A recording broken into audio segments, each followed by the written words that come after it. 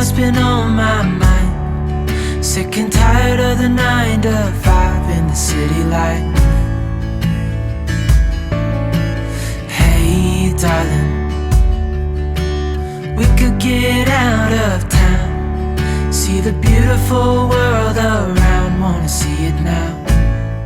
Hello again, everybody. I'm Scott. And I'm Melissa. Welcome back to the 2024 trip of the year for RV Rolling with MJ. We are starting our trek where we go from June-ish to September-ish, or any place, time in between those dates. We head out for a 2 or 3 month journey across the United States, Canada, even Mexico. We haven't done Mexico. We haven't done Mexico, No, I don't know but if it's we on are. the list. It is? I don't know if I want to. Or where are we going to go? Well, we're going in the southwest area. So from, we're leaving Florida and starting in Colorado. Yeah. And we're eventually making our way all the way to Los Angeles. But we are going to a lot of national parks.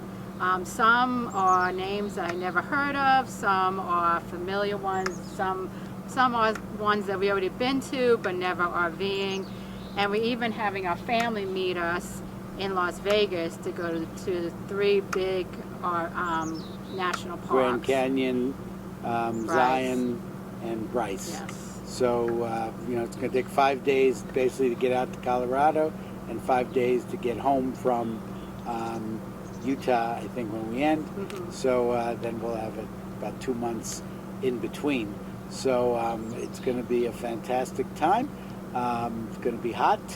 It's going to be exciting, being with the family for a week or 2. Some of them haven't been in an RV, so fingers crossed on that one. Yeah. So we hope you'll be able to join us on our trip.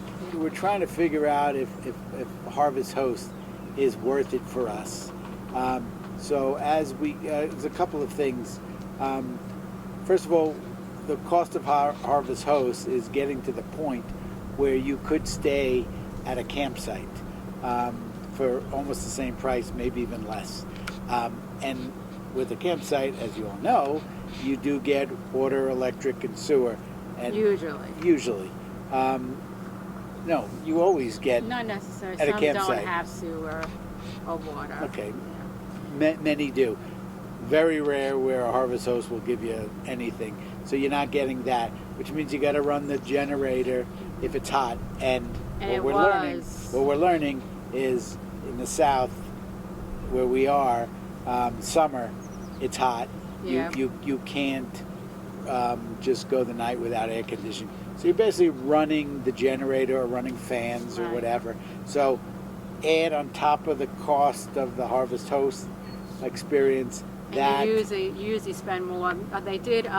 Harvest Host upped it from $20 to $30 to spend. But honestly, we went to a Harvest Host called Jay's Tavern in Haydenburg, Mississippi, which was very nice, but I definitely spent a lot more money than that. I probably could have stayed in a campground, something off the road, maybe less, because we wouldn't be looking for bells and whistles, just someplace to sleep. And the main thing is I wanted electric. I think a lot of people like the Harvest Host because of the experience you get. Now, we have had experience with Harvest Host where we loved it, but it wasn't so hot. And I think it was because it was in the mid-90s and it was like so hot, even at night. It was so hot and we had to run the generator. And it just wasn't fun. I just don't like generator. She doesn't like the generator because she doesn't like the idea that the engine's on overnight. Yeah. I don't like the generator because you're using gas. using gas, but it's not that much money. But it's still, it's Just wasn't comfortable. It's on your mind. It wasn't comfortable, and I do like. We had a great time at the Jay's Tavern. We had dinner, but it was a cute place. But So if I might make a suggestion to Harvest Host, 2 suggestions. Well, Harvest Host, start thinking about installing or having your customers, and when I say customers, meaning the wineries, the golf courses, those places, maybe put in 30 amp, 50 amp water, sewer, and be I think competitive. they only need to put in electric. Oh, Some do, probably but you have electric, to yeah, pay yeah. a good deal with the water and the sewer. So if you but- put electric in Harvest Host spots and lower the cost beneath what a campsite is, you may have something there. The other idea I have, again, I'm giving my ideas out, is hotels should start thinking about getting into, I never understood why, if you have the space. Right. If you don't have the space, forget it. But if you have the space, you're in no But man. you're still staying with no hookups unless they put a hookup. They put a so- hookup there. They have the Yeah. space. They're in the business of families coming. Mhm. So it's a choice. Do I stay in the building or do I stay in the lot? Right. Parking lot. You have access maybe to the breakfast or whatever.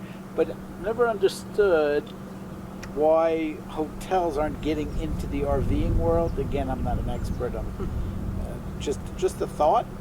I would love to open up a little hotel that has, a couple of spaces for RVing. I think that'd be a great idea. But anyway, One more thing. go ahead, so- sure, go ahead. I don't want to ruin your So, time. because it was so hot when we stayed at the Cracker Barrel and the Jay's Tavern, we ended up canceling our other Harvest Host because we just didn't want to deal with it, and had to stay at campgrounds which had all the hookups, and it probably cost us less than what we would have paid with whatever we bought, wine or whatever we would have gone to. It cost us less, but we didn't get the experience. But actually, one was really nice that we found. But we'll give a review of it later. And one other kind of, while we're on the topic of thoughts about traveling, one thought we're having is we plan. Well, I don't plan. I do. She plans every step of the way. Mhm. Every night is accounted for, except probably the last few nights of when Right, we get we don't home, know yet. because we're just racing home. Mhm. We've never just winged it, right? Yeah. Now, I'm on a schedule. I'm still working, so it's a little hard just to whatever. Yeah. But no, I'm thinking I'd like to give it a shot where we go away and we have no plans.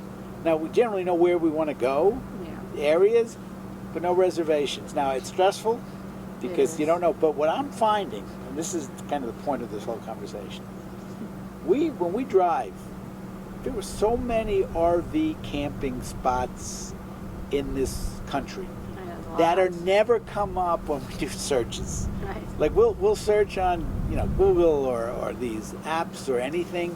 They don't come up. Why? Because they don't pay. They don't advertise. They're just mom and pop, probably RV places. So I'm gonna throw out a number. You probably miss 40%. If you look at research, you're not gonna find 40% of the RV. At least 40% of the RV places or campsites, you're never gonna find anywhere on the phone, Yeah. on an app, on a Google search. You just pass them and you see. Now, the problem with that is you don't know, will your RV fit? Right. Do they have a do they, you're traveling at 7 And o'clock, then you it's getting pull dark. in and find out there's nothing So available.